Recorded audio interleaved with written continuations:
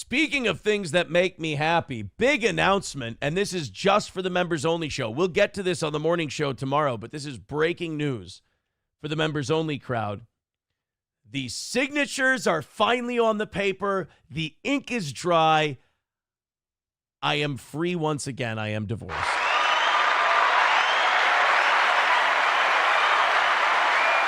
I've had to hold back a lot because I did need that signature on the paper. But now we don't need to. I also don't need to feel like I don't need to bury anyone. Let me just say this. I do hope April gets better, but in order for April to get better, she has to admit that she's not well in the first place. And what are you going to do? What are you going to do? I'm free. That whole last 6 months of my life is now a memory. I can move on. I can be happy. I'm not tethered to this anymore. I am so thrilled about that. Look, at the meeting today, we were talking about this resentment versus gratitude. I could be resentful of how things went, but why? I didn't want to go the way she was going. So I went this way. I can be resentful that she went this way, or I can have gratitude for the fact that I went this way. And this one feels so much better than the other. So all the best. I hope she does well. But if she doesn't, not my problem. She should make whatever decisions you want. Do whatever you'd like to do. I hope they're healthy decisions. But if they're not, who am I to stand in your way? I am grateful that I'm free. I'm grateful that I'm out. I'm grateful that I'm not involved in that anymore because that shit'll all just drag you down. Anything that she did in the days leading up to the divorce that I consider underhanded or dirty or borderline robbery, I consider the cost of doing business, man, because I'm fucking grateful that I'm on this path. Man, look, I could have been in the same spot April is. I could have been in the same spot Nick and Kayla are in. I could be there. Don't think that isn't lost on me. I could have been in that house. I smartened up. Now I was never a big drug guy, but like I smartened up. I got the fuck out. I wasn't there for a couple months almost. So happy. But their decisions took them to a place where that Thursday happened. It didn't happen to me. And I am, instead of being resentful that, oh, they didn't listen to me or, oh, they didn't make healthy decisions or whatever. Instead of being resentful about that, I am grateful that I'm on the path I'm on. I'm moving forward. And I got incredible people who love the shit out of me and have been really great. I'm really grateful for that. And that puts me in an awesome place, I have to say. And the sleep has been much better ever since that gratitude. So it is final. It is done. I'm sure some of you are very sad about it. That's okay. You are allowed to feel about this news however you'd like to feel about this news. I'm sure I have friends who are sad about it. That is okay. Everyone can grieve this their own way. But I've been grieving this for months, and I'm happy that it's over. And I'm grateful that I'm going the direction I'm going in. And unfortunately, I could not be going in the direction I'm going right now with April. She was never going to go in that direction with me. She didn't want to go in that direction. And this, to me, this is the only road for me. And I'm happy on it. And the people who are on it with me, I'm grateful for. And the people who didn't want to come on it with me, I wish them all the best. And I hope they're healthy.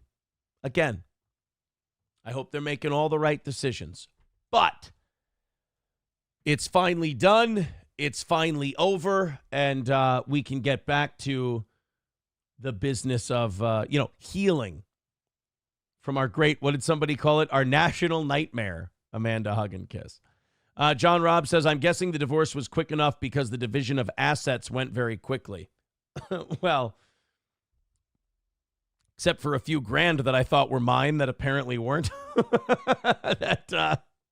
Guys, let me tell you this. If you're getting divorced, maybe lock down those bank accounts a little bit. They can get a few parting shots in if they want to. They can grab a few shekels from you on the way out. I guess maybe she doesn't have the sugar daddy anymore. I'm not sure. But again, great that it's not my problem. Great that I don't have to worry about it. People ask me, they go, where is she, you think? I go, I don't think. John Robb says, I'm guessing, yeah, the divorce was quick enough. Yeah, when you don't have kids, it's really easy. When you don't have children together, it's very easy. My first wife, the mother of my children, who, by the way, I saw Shanetta was very upset about that. At my daughter's dance recital on Saturday morning, my ex-wife and I had like a conversation, like a friendly, nice conversation for the first time in like 3-4 years, because there was no contentiousness. There was no feuding with mom and stepmom. There was no territorial shit between mom and stepmom. We just talked. We kind of hammered out our summer schedule and talked about the kids' activities going forward and all that stuff, and just kind of small talked. Made some, I will admit, made some jokes about my situation. That's for sure. But yeah, all that just went really, really easy. It was the easiest co-parenting moment I've had in 3 or 4 years. Going to that dance recital. Really easy. And again, it's thankful for the direction I'm going. Thankful for the direction I'm going. That's about it. Jericho says, congratulations. See you later. Well, I don't want to say that about her. Again, I hope she makes all the right decisions. I hope she's a healthy, happy person. And not her healthy, happy. Like, because she told me up until the arrest, she's like, I'm healthy. I'm like, well, does that mean you're not doing this? And she would never answer that question. She would just go, I'm healthy. Well, we saw what happened that Thursday. That's not a healthy thing to have happen. I don't care how healthy you think you are. I don't care how innocent you think you are. If you're in that situation and you get picked up, that's not healthy. That's not good. What did Gino say? We are the summation of the things that got us here or brought us here. And like he said, you got picked up in a house full of drugs, guns, and children. That's not healthy. You know what's healthy? I walked away from the bonfire last night a little bit before 11 o'clock with a stuffy nose from all the smoke, and I was in bed before midnight. That's healthy on a Saturday night in the summertime. Getting picked up in a house full of drugs, guns, and children is not healthy. I don't care what your weight is. She would always tell me that I weigh this much. I didn't accuse you of having a weight problem. Willie Dicker says, do you have to pay alimony? No, here's another thing people don't get.